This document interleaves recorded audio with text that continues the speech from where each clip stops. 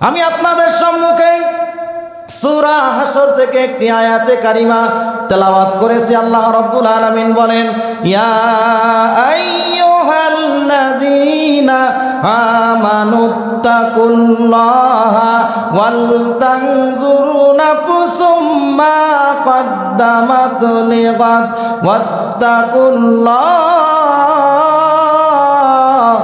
ইন্নাল্লাহা খাবীরুম বিমা তা'মালুন। একটু জোরে বলেন তো আল্লাহু আকবার, লিল্লাহে তাকবীর, নারায়ে তাকবীর। নারায়ে তাকবীর দেওয়ার সিস্টেম হয়তো জানেন কি জানেন না, আল্লাহই জানে। হাদিস শরীফে আছে, কামেলে আমরা পড়েছি, যখন তোমরা আল্লাহর নামে ওয়ারাব্বাকা ফাকাব্বির, আল্লাহর নামে যখন তাকবীর দিবা, দুইটা হাত মাথার উপরে উঠাবা। প্রত্যেকে একটু হাত উঠান তো ভাই, লিল্লাহে তাকবীর। এই ভোটে স্যালুট না, কেরাডি বোঝেন তো, লিল্লাহে তাকবীর। এইরকম ভোটের স্যালুট না, এইরকম কেরাডি, লিল্লাহে তাকবীর। এখন কি 2 হাজে 1 কেজি 1 কেজি 2 কেজি শক্তি আছে? এইবার মুষ্টি পাকান, মুটো মারেন, মুটো মারেন, লিল্লাহে তাকবীর। তোমার নেতা, আমার নেতা, ইসলামের দুশমনেরা, স্বৈরাচারের জমেরা, লিল্লাহে তাকবীর। রাসূলুল্লাহ বলেছেন, যখন নারায়ে তাকবীর দিবা, মুষ্টি পাকাবা, শক্তি আসবে বেশি, নারায়ে তাকবীরের কষণও হবে সেই রকম ওয়েট। যদি কেউ সমস্যা করে, এই মুষ্টি না খুলে গো টু দা ভুড়ি, বোঝেন তো? এইভাবে যদি 1 কেজি, এইভাবে 10 কেজি না ভাই। তা আমরা নারায়ে তাকবীরের নিয়মটাও এখনো অনেকে জানি না। মুসলমান যারা আমরা ইসলাম মানি, প্রত্যেকটা কাজ লাইন মাফিক হবে। কি হবে? এই এখানে যারা পিছনে বসছেন, এই মাঝখানের ফাঁকা রাখা, এটা ইসলামের লাইন না, এটা জনসভার লাইন।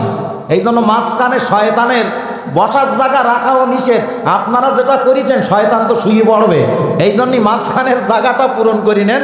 মেহেরবানি করি, যেহেতু একবার বসে গেছেন, জায়গা গরম, এখন আবার ঠান্ডা জায়গায় বসতে রাজি না, তারপরেও একটু চেষ্টা করেন। আর বাইরে যারা আসেন, আমার পরে আমার ভাই যারা আছেন, তিনিও সুন্দর আলোচনা করেন, আপনারা পরিবেশটা একটু সুন্দর করেন, বলেন না আল্লাহুম্মা আমিন। আল্লাহ পাক বলছে সূরা হাসরের ভিতরে, ইয়া আইয়ুহাল্লাযীনা আমানুত্তাকুল্লাহ। এই কোরআন শরীফের ভিতরে কয় পারা বলেন তো? সূরা কয়টা? 114টা সূরা। এই 114টা সূরার ভিতরে গোটা 30 পারা কোরআন শরীফের ভিতরে ইয়া আইয়ুহাল্লাযীনা আমানুত্তাকুল্লাহ 7টা সূরার 7 জায়গায় আছে। ইয়া আইয়ুহাল্লাযীনা আমানুত্তাকুল্লাহ গোটা কোরআন শরীফে কয় জায়গায় আছে? 7 জায়গায়। আমি তেলাওয়াত করেছি সূরা হাসরের ভেতর থেকে, ইয়া আইয়ুহাল্লাযীনা আমানুত্তাকুল্লাহ। আল্লাহ পাক বলেন, ইয়া আইয়ুহাল্লাযীনা আমানুত্তাকুল্লাহ, ওহে তোমরা যারা ঈমানদার, তোমরা আমি আল্লাহকে ভয় করো। ওয়াল তানজুর নাফসুম মা কদ্দামাত লিগাদ, আর একটু চিন্তা করো আগামী কালকের জন্যে। আগামীকাল তুমি কি উপার্জন করেছো, আগামী কালকের জন্য তুমি কি পাঠাচ্ছ, একটু তুমি চিন্তা করো। ওয়াত্তাকুল্লাহ, তোমরা আমি আল্লাহকে ভয় করে দুনিয়ায় চলো। ইন্নাল্লাহা, নিশ্চয় আমি আল্লাহ তাআলা, খবীরুম বিমা তা'মালুন, তোমরা কি করো না করো সব আমি আল্লাহ পাক জানি। জোরে বলেন সুবহানাল্লাহ। আয়াতের অনুবাদটা বুঝলে ওয়াজ বুঝবেন। আল্লাহ বলছে, ঈমানদারেরা তোমরা আমি আল্লাহকে ভয় করো। আমরা আল্লাহকে ভয় করি তো, বলেন করি, কিন্তু যখন ঘুষের বান্ডেল পকেটে পুরি, আল্লাহর ভয় আর থাকে না। যখন লাখে 10,000 টাকা সুদের টাকা গুনিয়ে পকেটের ভিতরে বা ড্রয়ারের ভিতরে পুরি, তখন অন্তরে আল্লাহর ভয় থাকে না। যারা জেনা করার জন্য পরনারীর কাছে যায়, তখন আর আল্লাহর ভয় থাকে না। যখন আইল ছাটে চাচা, তখন কোদাল যখন হাতে পায়, পরের জমি 1 কোদাল মাটি কাটবে, তখন আর আল্লাহর ভয় থাকে না। কথা বলেন ঠিক কিনা? আল্লাহ বলছে, এমন ভয় পাইলে হবে না। হাক্কা তুকাতিহি ওয়া লা তামুতুন্না ইল্লা ওয়া আনতুম মুসলিমুন। সূরা আলে ইমরান 102 নম্বর আয়াতে আল্লাহ বলছেন, ইমানদারেরা তোমরা আমি আল্লাহকে ভয় করো, ভয় করার মতন, আর খবরদার হুঁশিয়ার সাবধান হয়ে যাও, মুসলমান না হয়ে তোমরা কবরে যেও না। আমরা তো সবাই মুসলমান, নামে মুসলমান, আর মুসলমানিতে মুসলমান, বংশীয় সূত্রে মুসলমান, কার্যকলাপ যা করি মুসলমানের খতিয়ানে নাম কেটে গেছে অনেক আগে। ভয় করতে হবে, শুধু নামাজের সময় না, জীবনের প্রত্যেকটা ক্ষেত্রে সিনার ভিতরে ভয় রাখতে হবে। কার? কিন্তু ভয় আমরা বলি আল্লাহরে ভয় পাই, কিন্তু বিগত 16 বছরে যারা কবরে শুয়ে আছে এদেরও ভোট এক শ্রেণীর মানুষ সিল মেরেছে। ওই সিল মারার সময়, পরের অধিকার হরণ করার সময় আল্লাহর ভয় তাদের সিনায় ছিল না। কথা বলেন ঠিক কিনা? ও তুমি মিথ্যা মামলায় ফাঁসি দিলে সোনার মানুষগুলারে, কত বড় ডাইনি সেজে নাই মায়া তার অন্তরে। সেই আদালত আছে, ফাঁসির দড়িও আছে, কবে পাবো বুবু তোমার দেখা, অপেক্ষায় আছে সবাই ঢাকা। কথা বলেন ঠিক কিনা? আলেমদেরকে ফাঁসির দড়িতে বিনা অপরাধে ঝুলাইছো, তোমার তওবা করলেও মাফ হবে না। যাদেরকে অন্যায়ভাবে তুমি ফাঁসি দিয়েছো তারা যতক্ষণ মাফ না করবে আমার আল্লাহ মাফ করতে পারে না। কথা বলেন ঠিক কিনা? এখন কি আওয়ামী লীগ আছে ভাই? হ্যাঁ আছে। আমাদের নলতা ইউনিয়নের বড় 2 মাল বাড়িস, কালকে জুমার নামাজ পড়িস মাজারে, সেক্রেটারি জেনারেল আলহাজ আনিসুজ্জামান খোকন সাহেব। চিন্তা করেন, তারা আসছে, বাস আলহামদুলিল্লাহ, ভালো হইলে তো ভালো। কথা বলেন না কেন? কিন্তু বিষাক্ত সাপ লেজের দিক যদি পা দে চেপি ধরে না মেরি ছেড়ে দেন, ও কিন্তু ভয়ঙ্কর রূপ ধারণ করবে। কথা বলেন ঠিক কিনা? এখন আল্লাহ পাক হেদায়েত দান করুক, বলেন না আমিন। বিনা অপরাধে যেই মানুষগুলাকে ফাঁসির দড়িতে ঝুলানো হয়েছে, জুডিশিয়াল ক্লিকের মাধ্যমে তাদের দুনিয়ার থেকে বিদায় দেওয়া হয়েছে, তাদের অভিশাপে ওই দল ধ্বংসের দ্বার প্রান্তে উপস্থিত হয়ে গেছে। কথা বলেন ঠিক কিনা? ফেরাউন গেল, নমরুদ গেল, ওদের চাইতে বাড়াবাড়ি বেশি করার ক্ষমতা ওদের ছিল? বলেন ছিল? আল্লামা সাঈদীর প্রত্যেকটা কথা স্বর্ণ অক্ষরের মতন প্রতিফলিত হয়েছে। যদি তোমরা আমাকে শহীদ করো, আমার শরীরের রক্ত 1 বছর পূরণ হওয়ার আগে আল্লাহর গজবে মামু বাড়ি দিল্লি যাওয়া কোনো সন্দেহ নেই। 7 দিন পূর্ণ হতে বাকি ছিল সাঈদী সাহেবের শাহাদাতের 1 বছর। আল্লাহ পাক আল্লাহর ওলির কথাগুলো বাস্তবতায় এনেছেন। বলেন ঠিক কিনা? এই জন্য আলেমদের পক্ষে থাকলে পরকালে লাভবান হবেন যারা সাধারণ মানুষ। আমি যে আয়াত পড়েছি, আয়াতের ব্যাখ্যার ভিতরে আছে কিয়ামতের ময়দানে যারা জাহান্নামী হবে তারা আল্লাহর কাছে 9টা আফসোস করবে, কিন্তু আফসোস করলে কি হবে? পুনরায় দুনিয়ায় আর তাদের পাঠানো হবে না। আল্লাহ পাক বলেন, ইমানদারেরা তোমরা আমি আল্লাহকে ভয় করো, আর একটু বালিশে মাথা দিয়ে চিন্তা করো, আজকে যে কাজ তুমি করতেছ, যদি আগামীকাল তুমি এই টাইমে কবরের যাত্রী হয়ে যাও, আজকের আমল দিয়ে আগামীকাল তুমি কেমন থাকবা? প্রত্যেকে চিন্তা করবেন। আমি আমার কথা বলি, কত জায়গায় আমার কাছে মানুষ টাকা পাবে, কতজনের কাছ থেকে আমি জোর করে টাকা নিয়েছি, কতজনের গালে আমি অন্যায়ভাবে থাপ্পড় দিয়েছি, কতজনের মিথ্যা মামলায় আমি জেল খাটিয়েছি। এইগুলো চিন্তা করেন। যদি আজকের এই আমলগুলো আমার আমল নামায় জমা হয়, আর আমি যদি আগামীকালে এই টাইমে কবরে যাই, এই আমলের খাতা এমন হবে জাহান্নামের কারণ হবে। এই জন্য আল্লাহ বলছে, ইমানদারেরা তোমরা আমি আল্লাহকে ভয় করো, আর একটু বালিশে মাথা দিয়ে চিন্তা করো, ওয়াল তানজুর নাফসুম মা কদ্দামাত লিগাদ, আগামীকালকের জন্য তুমি কি উপার্জন করতেছো। মানুষ কাজকর্ম করে, চাকরি বাকরি করে, ঘের বেড়ি করে কিছু চাউল কেনে, ব্যারেলের ভিতরে রাখে যে আগামী 1 মাস ভাত খাওয়ার আর কোনো টেনশন নেই, জমা করে। কথা ঠিক কিনা? আমরা আজকে যদি নামাজি না হই, আজকে যদি আল্লাহর দ্বীনের বিরুদ্ধে আচরণ করি, মানুষের উপরে অন্যায় জুলুম করি, আর আগামীকাল তাদের কাছ থেকে যদি আমরা মাপ না নিয়া এই টাইমে যদি কবরের যাত্রী হয়ে যাই, আজকের এই অন্যায় কাজের আমল নামার কারণে আমি চিরদিনের জন্য জাহান্নামের প্যাসেঞ্জার। এই জন্য আল্লাহ বলছে, ইমানদারেরা তোমরা আমি আল্লাহকে ভয় করো, আর একটু চিন্তা করো নিজের জন্য আগামীকাল তুমি কি সঞ্চয় করেছো। ওয়াত্তাকুল্লাহ, আমি আল্লাহকে ভয় করে দিন অতিবাহিত করো। ইন্নাল্লাহা খাবীরুম বিমা তা'মালুন, নিশ্চয় আমি আল্লাহ তাআলা তোমরা কি করো না করো সব অবগত আছি। পানির তলায় যেয়ে পাশাপাশি 2টা পুকুর আমি শাবল বা বাঁশ দিয়ে ঘোগা করলাম, পানির নিচে ডুব দিয়ে, কেউ দেখতে পাইল না, আমার আল্লাহ কি পাবে? কোরআনে কারিমে আল্লাহ বলেন, ওয়া ইয়ালামু মা ফিল বাররি ওয়াল বাহরি ওয়া মা তাসকুতু মিন ওয়ারাকাতিন ইল্লা ইয়ালামুহা।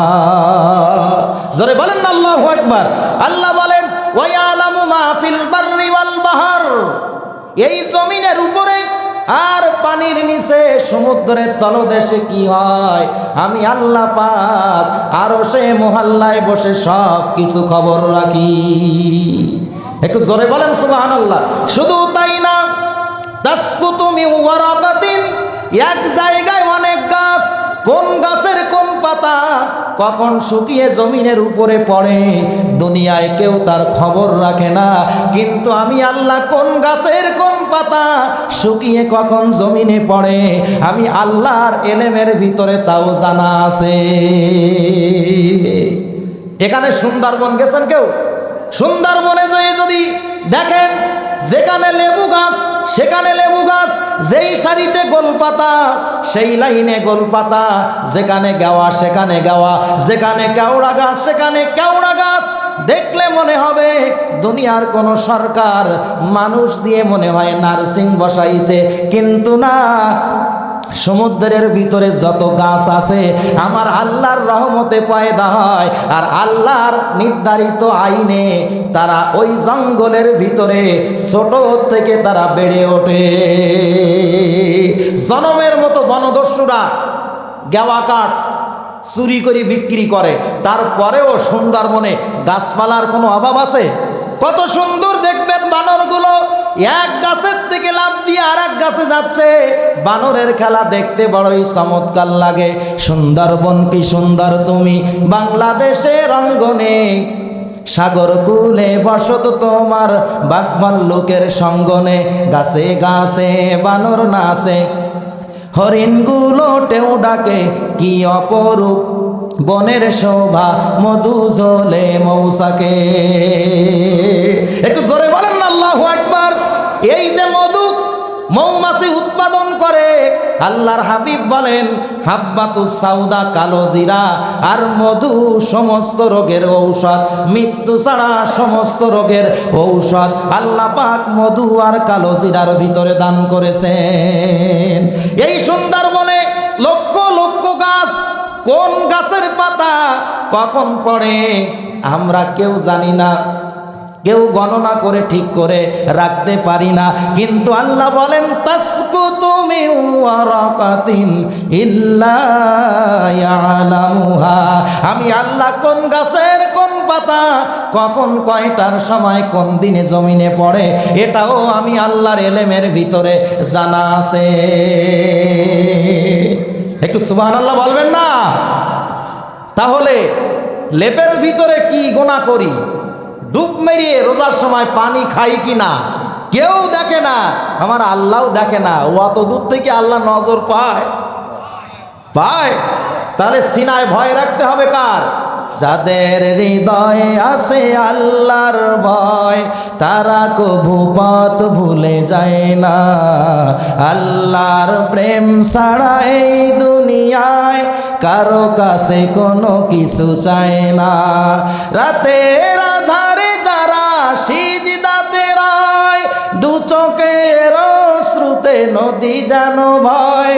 সালোনার হাত ছানি যত আসুক, সালোনার হাত ছানি যত আসুক, পিছনে ফিরেও সে তাকায় না। যাদের হৃদয়ে আছে আল্লাহর ভয়, তারা কভু পথ ভুলে যায় না। আল্লাহর প্রেম ছাড়া এই দুনিয়ায় কারো কাছে কোনো কিছু চায় না। ঠিক কিনা মুসলমান? এই ভয় ছিল কলিজার টুকরা কোরআনের পাখি আল্লামা সাইদি হুজুরের, দারুল আমান ট্রাস্টে পাবনা। ওনাকে আওয়ামী লীগ সরকার মঞ্চে উঠতে দেবে না, গুলি করা হবে। আল্লাহর ওলি বললেন, যদি দারুল আমান ট্রাস্টের মাহফিলে আওয়ামী লীগের সন্ত্রাসী বাহিনীর বন্দুকের বুলেটে আমার মরণ থাকে, দোয়া কুনুত পড়িও আমি সাইদিকে কেউ বাঁচাইতে পারবে না। আর যদি আমার মরণের বাজেট থাকে, যতই সন্ত্রাসীরা আমার বুকে বন্দুকের গুলি তাক করে আমাকে গুলি করার জন্য টার্গেট করবে, আমাকে মারতে পারবে না, কারণ ওই সন্ত্রাসীর বন্দুকের নলে আমি সাইদির মরণ নেই। যাও, সভাপতিকে বলা হলো, আব্দুস সুবহান সাহেবকে বলা হলো, ভাইজান আমি সাইদির জন্য বাজার থেকে কাফনের কাপড় নিয়ে আসেন। কাফনের কাপড় আনা হলো।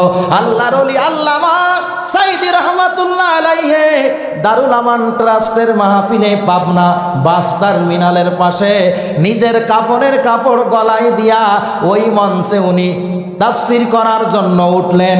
সন্ত্রাসী বাহিনী ওনাকে গুলি করার জন্য টার্গেট করলো, গুলিও করা হলো।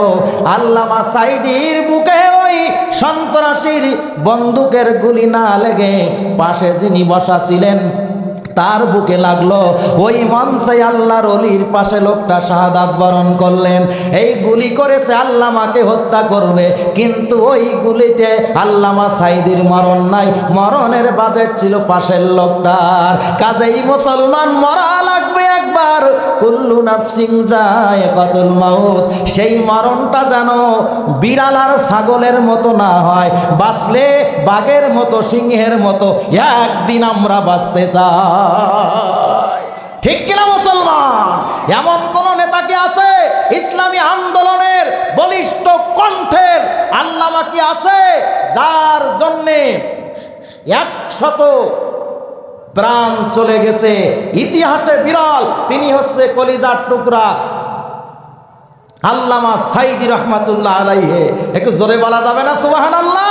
আর সেই লোকটাকে বলে উনি যুদ্ধ যে কমার চলেছিল সেই কয় মাসে 3 লক্ষ মা বোনের ইজ্জত ধর্ষণ করিস, লুণ্ঠন করিস। এ শয়তান ইবলিস যদি এই খবর শোনে ও বঙ্গোপসাগরে ঝাঁপ দেবে তা লুঙ্গি খুলি। কথা বলেন ঠিক কিনা? এই অপবাদ তারাই দিতে পারে যাদের জন্মের দিন বৈধ পিতা ঘরে ছিল না। কথা বলেন ঠিক কিনা? যে কথা বলছিলাম, অন্তরে আল্লাহর ভয় যদি আপনি রাখতে পারেন, এই মাহফিলের পরে বাড়ি যাচ্ছেন, সামনে একটা টাকার বান্ডেল, তখন আমি হুজুর ডাইনে তাকাবো কেউ নাই, বামে তাকালাম কেউ নাই, সামনে কেউ নাই, পিছনে কেউ নাই। লা ইলাহা ইল্লা আনতা সুবহানাকা ইন্নী কুনতু মিনাজ জালিমিন। আল্লাহ কেউ জান না দেখে, বিসমিল্লাহ বলে টাকার বান্ডেলটা পকেটে বললাম, কোন সুবহানাল্লাহ। এই তো ওয়াজ বুঝতেছেন। এখন যদি আপনার অন্তরে আল্লাহর ভয় থাকে, আপনি ওই টাকাটা যদিও নেন, ওই এলাকার মেম্বার জনপ্রতিনিধি যারা আছে তার কাছে জমা দেবেন। শিমুলি ভাই ওয়াজ শুনতে গিয়েছিলাম, বাড়ি আসার পথে এই টাকার বান্ডেলটা পালাম, মনে হয় কারোর পকেট থেকে পড়ে গেছে, আপনার কাছে জমা রেখে গেলাম। কিন্তু আমরা উঠায়ে মেম্বারের কাছে জমা দেই না, ওটা নিজের ব্যাংকে পকেটের ভিতরে নিয়ে বাড়ি যায়, কেউ দেখবে না, দেখবেন কে? ওয়ায়ালামু মা ফিল বাররি ওয়াল বাহরি ওয়া মা তাসকুতু মিন ওয়ারাকাতিন ইল্লা ইয়ালামুহা। জমিনের উপরে কি হয়, সাগরের নিচে কি হয়, কে দেখেন? জমিনের উপরের কথা বললাম, সাগরের কথা বলি। এই পৃথিবীতে 7টা মহাসাগর আছে, জোরে বলেন কয়টা? এখানে আমার আয়ুব ভাই আছে, বড় ভাই হাফেজ সাহেব আছেন, ছোট ভাই আছেন, তিনিও জানবেন 7টা মহাসাগর। সবচাইতে বড় সাগরের নাম প্যাসিফিক ওশান, যেটাকে বাংলায় বলে প্রশান্ত মহাসাগর। বড় সাগরের নাম কি? প্যাসিফিক ওশান, প্রশান্ত মহাসাগর। 2 নম্বর মহাসাগরের নাম আটলান্টিক মহাসাগর। এখন আমি আয়াতের ব্যাখ্যাটা বলি। সাগরের তলদেশে কি হয় আমি আল্লাহ পাক জানি। সাগর বড় সবচাইতে প্যাসিফিক ওশান।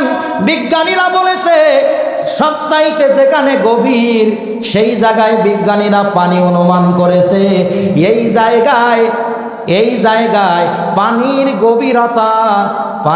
গভীরতা 36,000 ফুট।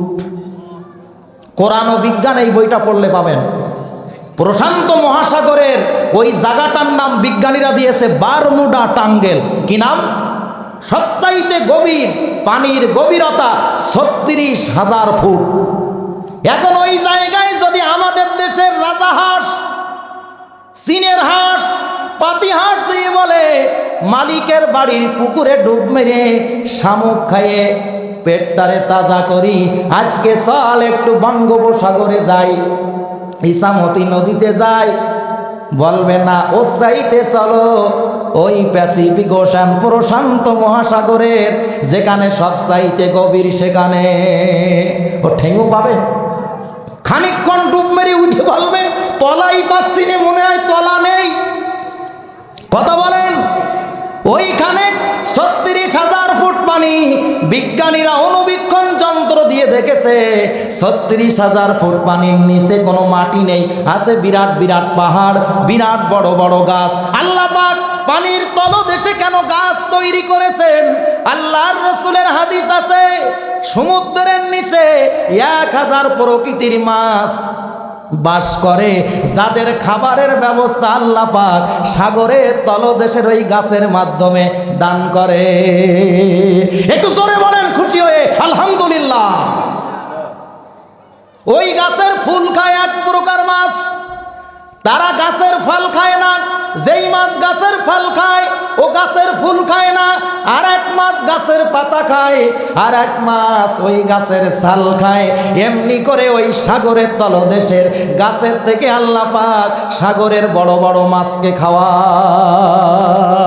আল্লাহ বলেন ওয়ায়ালামু মা ফিল বাররি ওয়াল বাহরি, ওই প্রশান্ত মহাসাগরের 36,000 ফুট পানির নিচে ছোট্ট একটা মাছ ক্ষুধার যন্ত্রণায় যদি কাঁদে, পেট ব্যথায় যদি কাঁদে, দুনিয়ার কেউ দেখে না, তার কান্দনের আওয়াজ কেউ শুনতে পায় না। আমি আল্লাহ পাক এমন রব, আরো সে মহল্লায় বসে ওই সাগরের তলদেশের মাছের কান্দনের আওয়াজটা নিজের কানে শুনতে পায়। আল্লাহু আকবার বলেন। বিগত 16 বছর আওয়ামী লীগ ভালো ছিল। অনেকে বলে কেন ভালো ছিল? তার পক্ষে কারণ আছে। শীতকালে যখন ভোট দিতে হয়, লেপের ভিতর থেকে ভোট কেন্দ্রে যাওয়া লাগতো না, ওনারাই জনগণের ভোটটা দিয়ে দিত। এর চাইতে বড় দুলাভাই কি আর মেলে? বলেন ভাই, কবরের লোকও কতটা ভালোবাসত, ওর ভোট নিয়ে গেছে। কথা বলেন ঠিক কিনা? এই গাদ্দারেরা যে কাজ করিয়েছে তার গজবে জ্বলে পুড়িয়ে ধ্বংস হয়ে গেছে। পৃথিবীর ইতিহাসে এমন একটা দেশ কেউ দেখাইতে পারবেন না, চ্যালেঞ্জ, যে প্রধানমন্ত্রী পালিয়ে যাওয়ার সাথে সাথে গোটা দেশের সমস্ত এমপিরা পালিয়ে যায়। কথা বলেন, দুই একজন অপরাধ করেনি তারপরেও সোলের মন পুলিশ পুলিশ, কেটা কোন দিক দিয়ে ঘুপ ঘাপ করে চালাবেন, ও সাইডে থেকে লাভ নেই, ইন্দুরি চালার মধ্যে ঢোক। কথা বলেন ঠিক? আচ্ছা, ইঁদুরের চালার ভিতর থেকে ইঁদুর বাইর করার নিয়ম আছে বলো? গরম পানি চালায় ঢালবেন, ও বাহির হবে।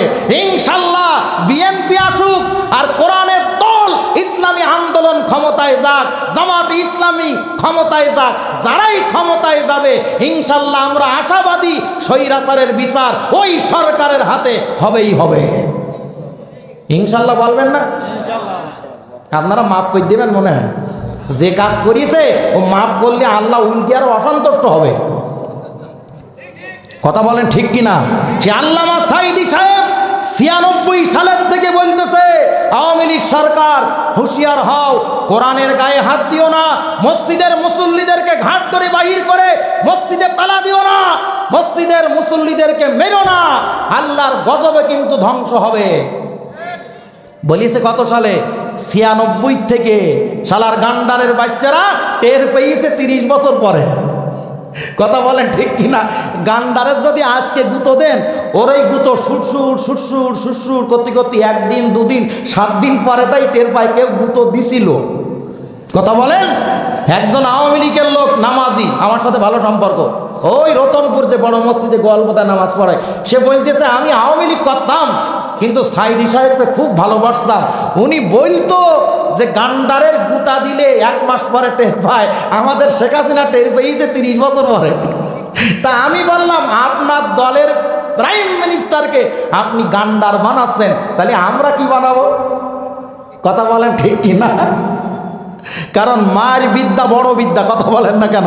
এখন যদি একজনের এসে একটা ছোটার বাড়ি পুলিশ দেয়, তা কেন বাড়ি মারলেন এখন বলা যাবে, কিন্তু 16 বছর বলার কোনো সুযোগ ছিল? কুষ্টিয়ায় ওয়াজ করতেছি, খোকসা ওসি সাহেব মাইক নিয়ে 1 ঘন্টা বয়ান দিচ্ছে। বয়ানের ভিতরে এক পর্যায়ে বলি ফেললো যে দেখেন, এই শীত কষ্ট করি আমরা ওয়াজ মাহফিলে কিন্তু আসতে চাই না, সারাদিন এই বুট জুতো পায়ে রাখা যে কি কষ্ট আপনারা বুঝবেন না। আসলে ঠিক বলো, গরমের দিনে এই বুট পায়ে দেওয়া যে কত কষ্ট। তা আমরা থানায় একটু মুড়ি ভাজা খাবো, তাও টাইম দিচ্ছে না, যে যাও হয়তো উল্টো পাল্টা বলবেন যাও। তা আমাদেরও একটা ভয় আছে, আমরা এসে যে মাহফিলটা বন্ধ করব, কোন শ্রোতা কোন জায়গায় বাসের বাড়ি দেবেন আল্লাহই ভালো জানে। যারে ধরবেন সে উত্তর দেবে মাস্টার মাইন্ড লেডি ফেরাউন শেখ হাসিনা। কথা বলেন না কেন? এখন যে কথা বলছিলাম, আল্লাহর ভয় অন্তরে রাখতে হবে, তাহলে কোনো খারাপ কাজ আপনার দ্বারাই করা সম্ভব না। ওই পানির তলদেশে ছোট্ট পুঁটি মাছ যদি ক্ষুধার যন্ত্রণায় কাঁদে, কেউ দেখে না, দেখেন কে? শুধু তাই না, প্রশান্ত মহাসাগর কতটা চওড়া, একটা জেট বিমান বা ফাইটার বিমান যদি ঘন্টায় 1000 কিলোমিটার বেগে পথ পাড়ি দেয়, প্রশান্ত মহাসাগর আড়াআড়ি ভাবে ওই প্লেনটা পাড়ি দিতে সময় লাগে 7.5 ঘন্টা। কয় ঘন্টা? এই সমুদ্র যেমন বড়, মাছও লাগবে তেমন বড়। যদি 4 বিঘা একটা কারোর পুকুর থাকে, 10-15 কেজি ওজনের কাতলা মাছ পাওয়া যায় নাকি? পুকুর যেমন মাছও তেমন। 15 কেজি ভেটকি মাছ যদি 4 বিঘা জমির পুকুরে মানানসই হয়, 36,000 গভীরতম 6500 কিলোমিটার আড়ের এই মহাসাগর প্রশান্ত মহাসাগরে ওই 15 কেজি ভেটকি মাছে কি মানান হয়? ওই জায়গার জন্য আল্লাহ পাক তৈরি করেছেন তিমি মাছ, সবচাইতে বড় মাছ নীল তিমি। ডিসকভারি চ্যানেলে প্রকাশ করেছে, অ্যানিমেল প্ল্যানেট ন্যাশনাল জিওগ্রাফি প্রমাণ করেছে, একটা নীল তিমির ওজন হয় 40 কেজির মন হিসাবে 27 মনে 1 টন হয়, তাই তো?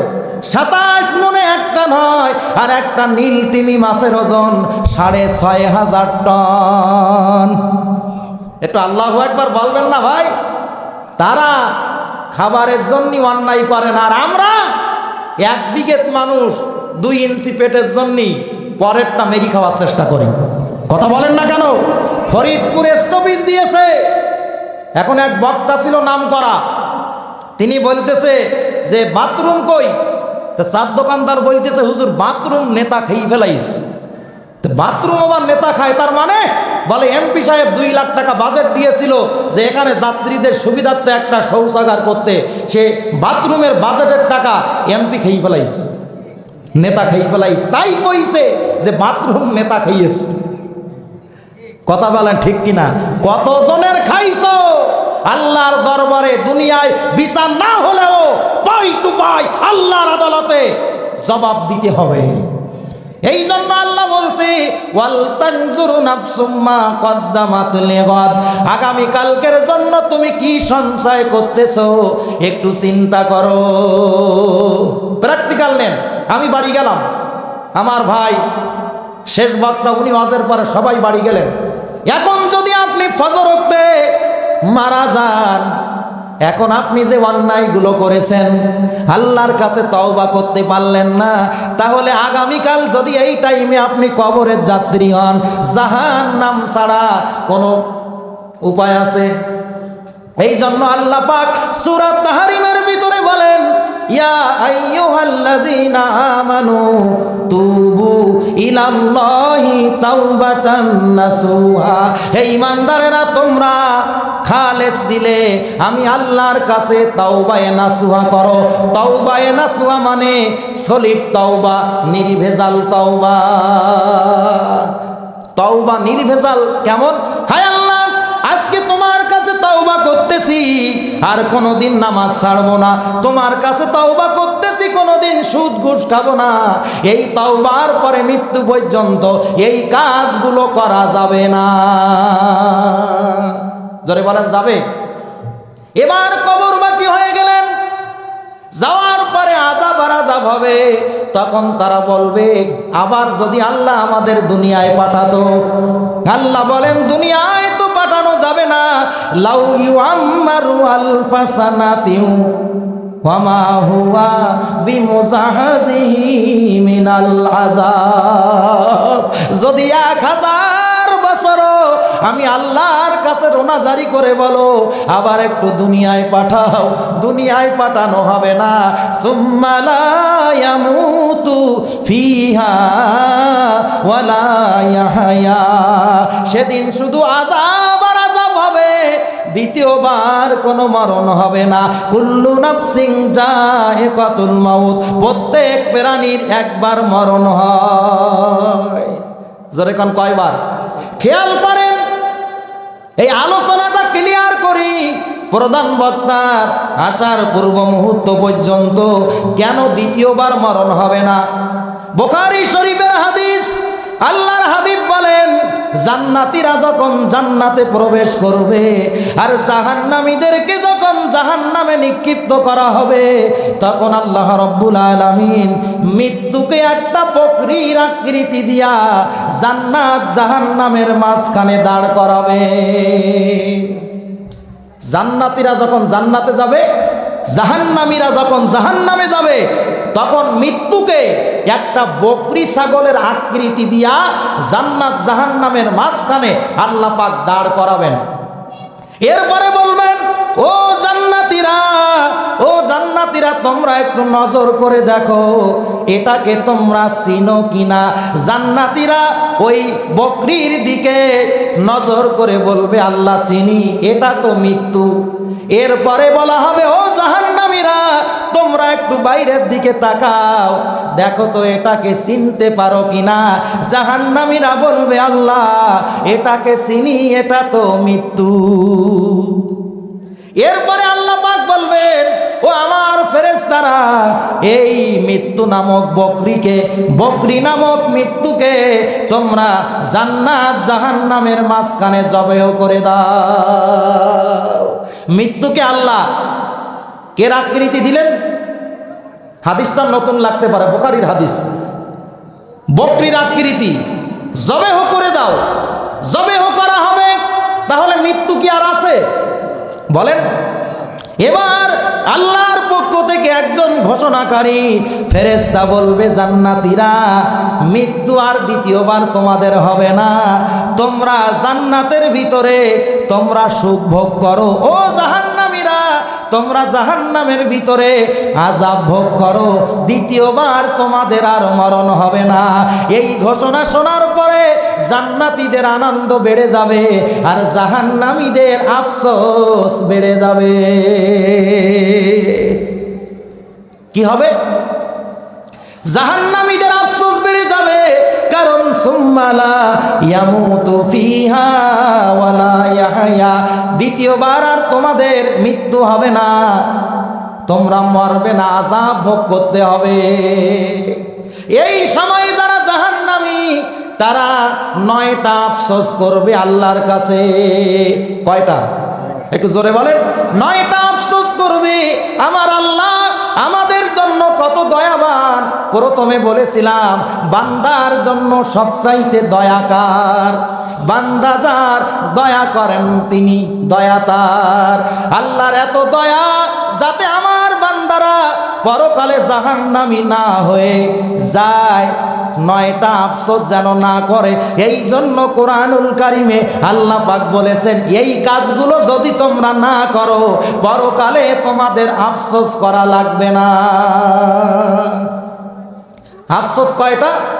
1 নাম্বার আফসোস করে তারা বলবে, ইয়া লাইতানি কুনতু তুরাবা। বলেন না আল্লাহু আকবার। সূরা নাবা, সূরা নাবার ভিতরে আল্লাহ পাক 40 নম্বর আয়াতে বলতেছেন, ইয়া লাইতানি ওয়া ইয়াকুলুল কাফিরু ইয়া লাইতানি কুনতু তুরাবা। কাফেরেরা বলবে, জাহান্নামীরা বলবে, আফসোস করবে, আর কপালে হাত দিয়ে বাড়ি দেবে আর বলবে, হায় আফসোস, যদি আজকে আমরা মাটি হতাম আল্লাহর আদালতে আমাদের দাঁড়ানো লাগতো না। 1 নম্বর আফসোস কি করবে ভাই? যদি আমরা মাটি হতাম। কেন আফসোস করবে? মুস্তাদরাকাতুল হাকিম হাদিস গ্রন্থের ভিতরে আছে, হাসরের ময়দানে কিছু পশুকে আল্লাহ পাক উঠাবেন। দুনিয়ায় যাদের শিং ছিল না, শিংওয়ালা পশু যদি তাদের গুতায়, পরকালে আল্লাহ পাক বিচারের দিনে দুনিয়ায় যে গুতাই ছিল, শিং ছিল, এর শিং দিবেন না। যার শিং ছিল না তারে শিং দিবেন। দেওয়ার পরে বলবেন, তুমি আজকে গুতাও। দুনিয়ায় যে গুতাই ছিল, যে দুর্বল সে গুতা খাইছিল, আর যার শক্তি আছে শিং, এ গুতা মেরেছিল, এ অপরাধী। পরকালে এই অপরাধী পশুর শিং আল্লাহ পাক দিবেন না, তাকে রুগ্ন করবেন। আর যে দুনিয়ায় দুর্বল ছিল তাকে শিং দিবেন, সবল করবেন। আল্লাহ বলবে, তুমি গুতাও। গুতায় যখন শোধ হবে তখন আল্লাহ পাক বলবেন, তোমরা মাটি হয়ে যাও, তোমাদের আর কোনো বিচার নাই। তখন এই দৃশ্য দেখার পরে জাহান্নামীরা নিজেদের হাত কপালে বাড়ি দেবে আর বলবে, ওয়ায়াকুলুল কাফিরু ইয়া লাইতানি কুনতু তুরাবা।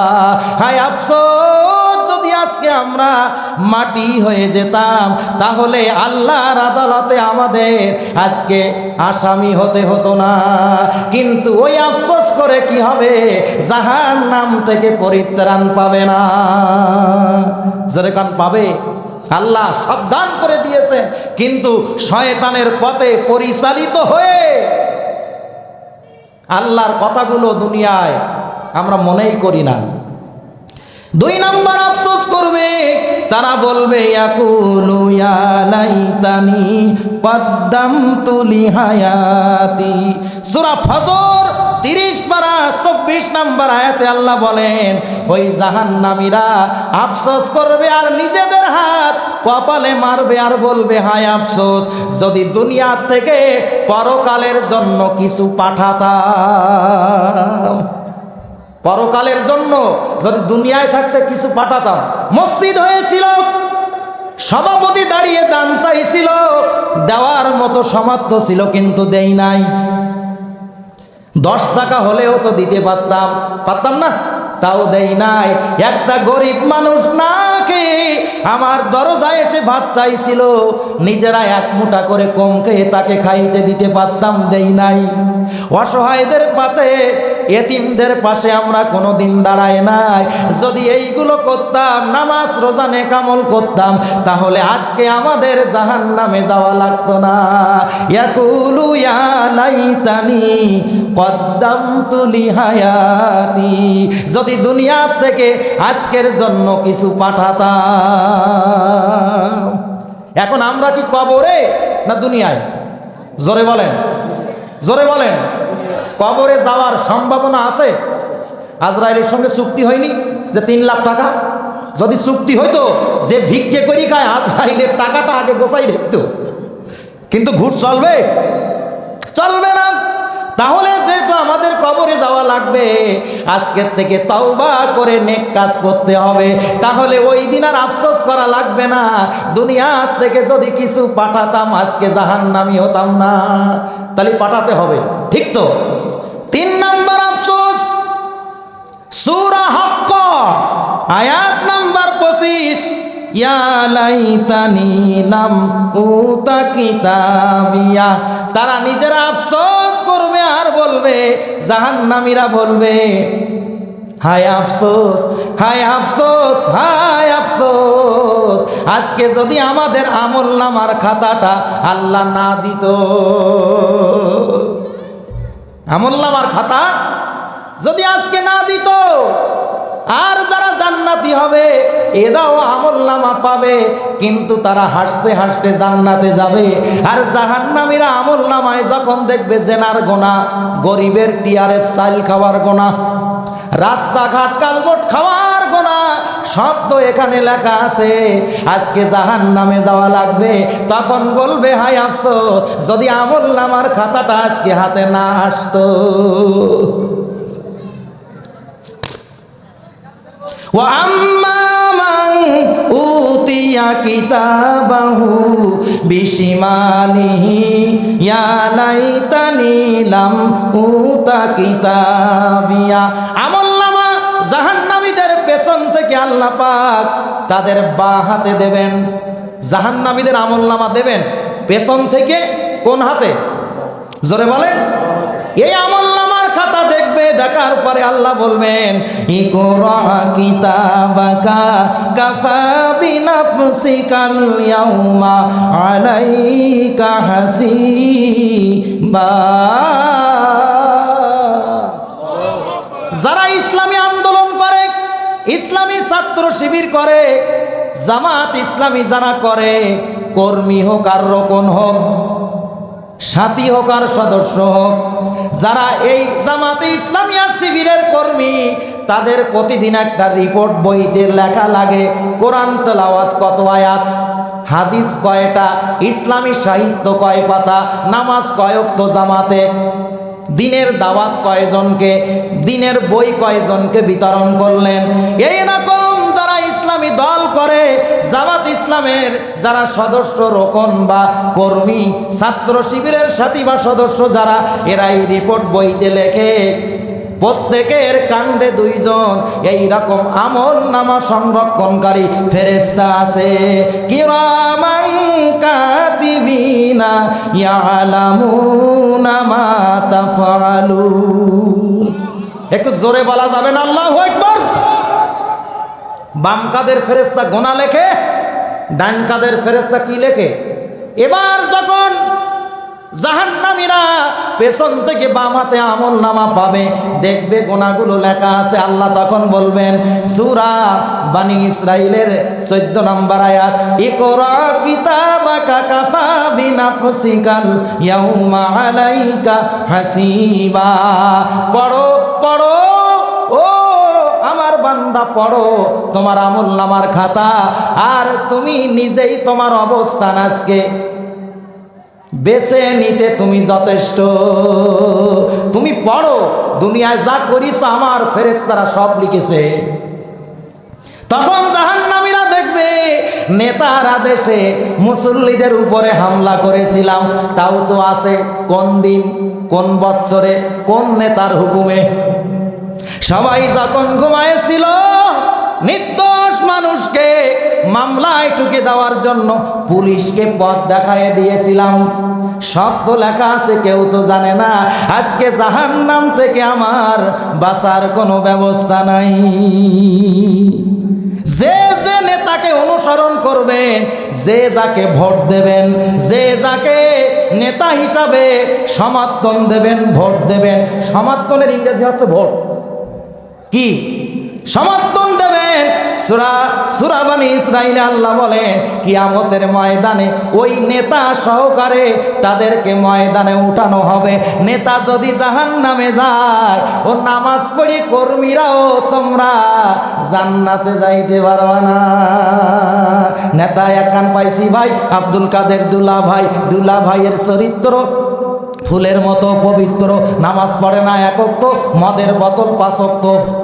নেতা তুমি যেখানে, আমরা আছি সেখানে। নেতা এখন ইন্ডিয়ায়, তোমরা কেন বাংলা? কিরকম নেতা বানাইলে তোদের কথা চিন্তা না করে ফুরুত করি মামুর বাড়ি চলে গেছে, কেউ দাদার বাড়ি গেছে, কেউ শ্বশুর বাড়ি গেছে, কেউ বুনির বাড়ি গেছে। এ সর্বনাশের নেতা দুনিয়ায় যদি তোদের এই কাজ করতে পারে, জাহান্নাম ছাড়া কপালে কিছু জটবে না। কথা ঠিক কিনা? 16 বছর যে নির্যাতন করা হয়েছে, জামাত ইসলামের একজন নেতা বা বিএনপির প্রাইম মিনিস্টার যিনি ছিলেন, যিনি মারা গেছেন কয়েকদিন আগে, বেগম খালেদা জিয়া, দেশ ছেড়ে কোনো জায়গায় পলাননি। কথা বলেন ঠিক কিনা? আজকে বেগম জিয়া পর্দা করে না ঠিক, কিন্তু সে আলেমদেরকে সম্মান করত, যার কারণে বৃহৎ জানাজা বাংলার ইতিহাসে বিরল। কথা বলেন ঠিক কিনা? আল্লামা সাইদি হুজুরের সময়ে এত প্রোটোকল বাহিনী, সিসি ক্যামেরা ফিট করিয়েছে, কারা জিয়ারাত করে তাদেরও দেখে। ইতিহাসের শ্রেষ্ঠ জানাজা। কথা বলেন ঠিক কিনা? আর লেডি ফেরাউনের বাচ্চা, এগুলো দেখেছো? আর একটু চিন্তা করো, ওয়াল তানজুরু নাফসুম মা কদ্দামাত লিকাত, যে আমল তুমি করেছো, তোমার জানাজায় ওই বাপের মতো 14 জন ছাড়া 1 লাখ হবে না। কথা বলেন ঠিক কিনা? যে যাকে ভালোবাসে সে তার পিছনে উঠবে। গেল 3টা। এবার 4র্থ আফসোস তাদের হবে, জাহান্নামীদের হবে। সেটা কি হবে? সূরা ফুরকান, ইয়া ওয়াইলাতা লাইতানি লামাত্তাখিজ ফুলানান খলিলা। আল্লাহ পাক বলেন, জাহান্নামীরা তখন হায় আফসোস করে নিজেদের কপালে হাতের বাড়ি দেবে আর বলবে, আজকে এই ময়দানে এসে বুঝলাম, দুনিয়ায় যদি ওদেরকে বন্ধু না বানাতাম, আজকে আমাদের জাহান্নামে যাওয়া লাগতো না। এই জন্য বন্ধুত্ব করতে হলো, দিনদারের সঙ্গে করতে হবে। মঞ্চে একটা নেতা আসলো, চেহারার দিক তাকাইলে মনে হয় না মুসলমান। আমার নেতা তোমার নেতা, আমার ভাই তোমার ভাই, উল্লুক ভাই ভাল্লুক ভাই। কথা বলেন না কেন? এমন এমন নেতা আমরা দেখি, গোপের বাহারে সে মুখের ফুটো খুঁজে পাওয়া যায় না।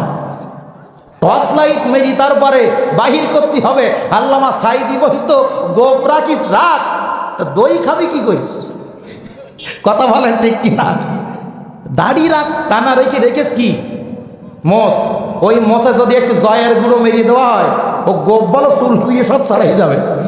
আর সে ব্যবস্থা কবরে আল্লাহ করবে। কথা বলেন ঠিক কিনা? নেতা একটা এসে মঞ্চে বক্তৃতা দেয়, চেহারার দিক তাকাইলে মনে হয় না মুসলমান। মরিয়ে যাওয়ার পরে ফেরেশতা আশ্চর্য হবে, তুই শ্মশান থেকে কবরে আসছিস কেন? কথা বলেন ঠিক কিনা? এই জন্য বন্ধুত্ব করতে হবে ভালো ব্যক্তিদের সঙ্গে। কথা বলেন ঠিক কিনা? মরহুম প্রেসিডেন্ট জিয়াউর রহমানের স্ত্রী, 3 বারের সফল প্রধানমন্ত্রী খালেদা জিয়া আলেম ওলামাদের সম্মান করত। এই জন্য তার জানাজায় সমস্ত আলেম সমাজ দিয়ে প্রথম কাতার পুণ্য। তার খাটিয়া বহন করেছে তারুণ্যের গর্ব ডক্টর মিজানুর রহমান আজহারি, শাইখুল হাদিস ইবনে শাইখুল হাদিস আল্লামা মামুনুল হকের মতো আলেম। আল্লাহু আকবার বলেন। আল্লাহ মাফ করবেন কিনা আল্লাহই জানে, তবে ভালো লোকের দ্বারা তার জন্য দোয়া হয়েছে। কথা বলেন ঠিক কিনা? বন্ধুত্ব সে করল কাদের সাথে? আর লেডি ফেরাউন, তুমি একটু দেখো তোমার বন্ধু কারা ছিল। তোমার বন্ধু যে ছিল সেও খতিব, তবে তুমি চলে যাওয়ার পরে সেও খতিবগিরে বাদ দিয়ে পলাইছে। কথা বলেন ঠিক কিনা? এই জন্য বন্ধুত্ব করতে হবে দিনদার, নামাজি, পরেশগার, ইসলাম প্রিয় মানুষের সাথে। কথা বলেন ঠিক কিনা? তাহলে জাহান্নামীরা পরকালে কয়টা আফসোস করবে? আরো জোরে বলেন। এখন আমরা কেন শুনতেছি আর আমি কেন বলতেছি? এই কাজগুলো যদি আমরা করি আমাদেরও আফসোস করতে হবে। এখন আপনি কি চান আপনার অভিভাবক, আপনার নেতা বিপদে আপনার ফেলাই দিয়ে ওর পাতেও দেখবে এইরকম নেতা নির্বাচন করতে? নাক মুখ বাষ্ট করে দেবে এইরকম কারোর কি নির্বাচন দেবেন? কথা বলেন। নাক মুখ বাষ্ট করে দেবে। কয় ভোট করতে করতে আমার সব জায়গা চুল পেকে গেছে, কি করি ধানের শীত বিজয় লাভ করে ওটা আমি ভালো করে জানি। আর আল্লাহ পাক রেখেছে মুহাদ্দিস সাহেবকে। আমি তো মনে করি বাংলাদেশের 16-17 জেলায় আল্লাহ পাক আমার যাওয়ার তৌফিক দেয়, সমস্ত বাংলাদেশের ভিতরে সাতক্ষীরা সদর মুহাদ্দিস আব্দুল খালেক সবচাইতে বেশি ভোট পাবে বলে আমার জরিপে আমি দেখতে পাই। আরো জোরে বলেন আলহামদুলিল্লাহ। এই হুজুর মানুষের ভোট দে ভালো কিছু পাবেন না, বলো এটাও বুঝে শুনে ভোট দিয়েন। পরকাল পালি হলো নাকি? আলহামদুলিল্লাহ বলেন। আমরা পরকাল ভিত্তিক দুনিয়ার সব কাজ করব। রাজি আছেন মুসলমান? এরপরে জাহান্নামীরা ৫ম নম্বরের আফসোস করে তারা বলবে, ইয়া লাইতানা আতানাল্লাহ ওয়া আতানার রাসূলা। বলেন আল্লাহু আকবার। সূরা আহজাবের ৬৬ নম্বর আয়াতে আল্লাহ বলেন, জাহান্নামীরা সেদিন আফসোস করবে আর বলবে, হায় আফসোস, যদি আল্লাহ এবং তার রাসূলের আনুগত্য আমরা দুনিয়ায় করতাম তাহলে আজকে আমাদের জাহান্নামী হওয়া লাগতো না। এখন তো নবীজি নাই, আল উলামা ওয়ারাসাতুল আম্বিয়া, এখন আছেন নবীদের উত্তরসূরি হক্কানি আলেমরা। কথা বলেন ঠিক কিনা? আলেমরা আছে, তাদের কথা যদি মানতাম, তাদের পদাঙ্ক যদি অনুসরণ করতাম, এর দ্বারা আল্লাহর রসুলকে আনুগত্য করা হতো। এমন নেতা নির্বাচন করে আসছি, জনসভায় বগর বগর করে ভাষণ দিচ্ছে, আসরের আজান হচ্ছে, নেতার কোনো হুঁশ নাই, কর্মীদের হুঁশ নাই। এই রকম নেতার আনুগত্য না করে যদি ওই রকম হুজুরদের আনুগত্য করতাম যারা আজানের সঙ্গে সঙ্গে জনসভা বন্ধ করে নামাজে নিজে দাঁড়ায়, কর্মীদেরকে নামাজি বানায়। কথা বলেন ঠিক কিনা?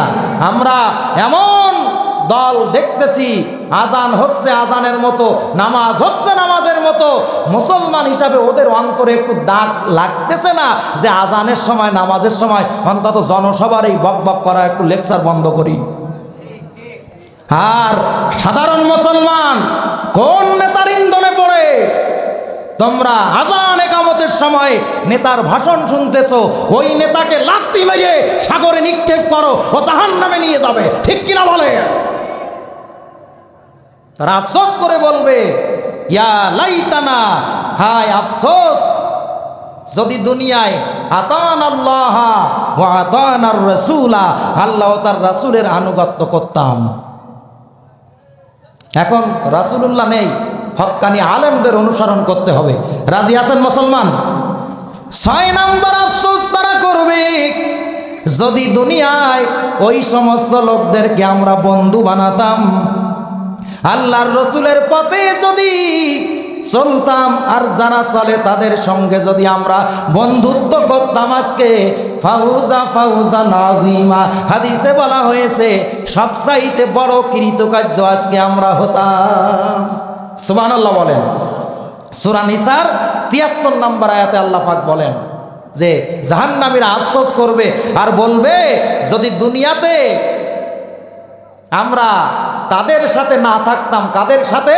যারা নামাজের তোয়াক্কা করতো না, জনসভা বড়। কথা বলেন ঠিক কিনা? নেতা যা বলেছে তাই করেছি, আজকে তো কঠিন বিপদে পড়ে গেলাম। এরপরে 8 নাম্বার, তারা আফসোস করে বলবে ওয়ায়াকুলু ইয়া লাইতানি লাম উশরিক বিরাব্বি আহাদা। একটু আল্লাহু আকবার বলেন। সূরা কাহাফ 42 নম্বর আয়াতে রব্বুল আলামিন বলেন, জাহান্নামীরা আফসোস করবে আর নিজেদের হাত কপালে বাড়ি দেবে আর বলবে, হায় আফসোস, যদি দুনিয়ায় আল্লাহর সঙ্গে কাউকে শরীক না বানাতাম, আল্লাহর সঙ্গে কাউকে শরীক না বানাতাম।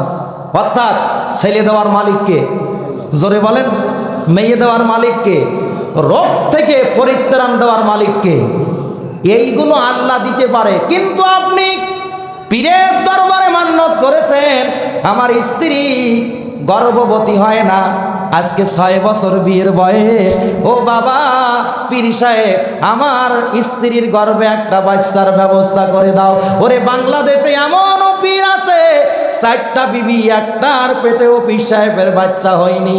তাহলে পীর সাহেব যদি বাচ্চা দেওয়ার ক্ষমতা রাখতো মুসলমান, পীর সাহেবের বাচ্চা কোন শকুনে নিয়ে গেল? এইগুলো কোন বান্দার কাছে আপনি যদি চান, এইগুলো আপনি আল্লাহর সঙ্গে শরীক করলেন। শরীক আরবি শব্দ, বাংলায় হচ্ছে অংশীদার, ইংরেজিতে হচ্ছে পার্টনার। 3টা কারণে মানুষ শরীক খোঁজে। আপনি ঘের করবেন 50 বিঘা, লাগবে আপনার 50 লাখ, আছে 25 লাখ, তখন আর একজন পার্টনার খুঁজবেন, বন্ধু তুমিও 25 লাখ দাও, 2 জনের টাকা দিয়ে ঘের করি, বাৎসরিক লাভের অঙ্ক ভাগ করে নেব। তাহলে ক্যাশ যদি ঘাটতি হয় ব্যবসায়, মানুষ শরিকদার খোঁজে, ঠিক তো? 2 নাম্বার, ক্যাশ আছে কিন্তু বোঝে না, ব্রেনটা টলমাল মানে গাধা, তখন একজন বিচক্ষণ লোক রাখে বেতনভুক্ত, কোন জায়গায় কোন মাল কত দাম তুমি বিবেচনা করে কিনবা, যাতে ব্যবসায় লস না হয়।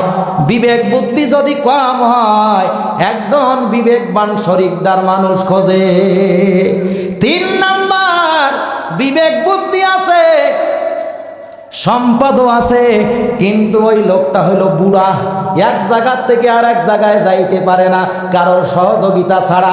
এই জন্য একজন ড্রাইভার রাখে, তুই ড্রাইভ করবি আর আমি মালদার পিছনে বসিয়ে থাকবো, তবে খবরদার যেন আবার ঝেড়িয়ে দিস নে। কথা বলেন ঠিক কিনা? আমরা এমন দাল করি না, আমাদের যারা দায়িত্বশীল, আমাদের বিপদে রেখে তারা মামুর বাড়ি যাবে না, এটা আমরা বিশ্বাস করি কোরআনের সাথে। কথা ঠিক তো? এই জন্য আমরা দায়িত্বশীলদেরকে পিছনে বসাইয়ে নিজেরা মারি খাই, তাদের খাওয়াই না। কথা বলেন ঠিক কিনা? এটাই তো সুন্নতে নববীর কাজ। এখন যে কথা বলছিলাম যে আল্লাহর সঙ্গে যদি শরিক না করতাম, তাহলে এই 3 কারণে মানুষ অংশীদার খোঁজে, পার্টনার খোঁজে। এখন বলেন আল্লাহর কোনটি অভাব? আল্লাহ কি, আল্লাহ পাক কি বিবেক বুদ্ধিতে কম? জোরে বলা লাগবে। আল্লাহর কি একটু বুদ্ধি শুদ্ধি কম? আল্লাহর কি বয়স হয়ে গেছে বুড়া? সেই আদম আলাইহিস সালামের সময় যে আল্লাহ, এখনো সেই আল্লাহ। চোখের ভোল্টেজ ঠিক আছে? তাহলে এটাও ঘাটতি না। আল্লাহর কি মালের অভাব? আল্লাহ বলেন আল্লাহু গানিয়ুন ওয়া আনতুমুল ফুকারা, আমি আল্লাহ ধনী, তোরা গোষ্ঠী শুদ্ধ সব ফকির। এই 3টা জিনিসের কোনোটা আল্লাহ পাকের ঘাটতি নেই। এই জন্য আল্লাহর সঙ্গে শরিকদার চলে না, ঠিক কিনা? এই জন্য আসেন আমরাও আল্লাহর সঙ্গে শরিক করব না, কোনো মাজারে কোনো মন্দিরে মান্নত করব না। কথা ঠিক তো? কোনো পীর সাহেবের পুকুরে কুমিরের জন্য আমরা মুরগি নিয়ে যাব না, ঠিক আছে তো? মাজারের দান বক্সে আমরা 10 আনার পয়সাও দেব না। যা দান করব মসজিদ, আল্লিল্লাহ বোর্ডিং, এতিমখানায়। কথা বলেন ঠিক কিনা? মান্নত করব আল্লাহর নামে, নবীজির নামেও মান্নত করব না। আল্লাহ পাক রব্বুল আলামিন আমাদের সকলকে কবুল করুক।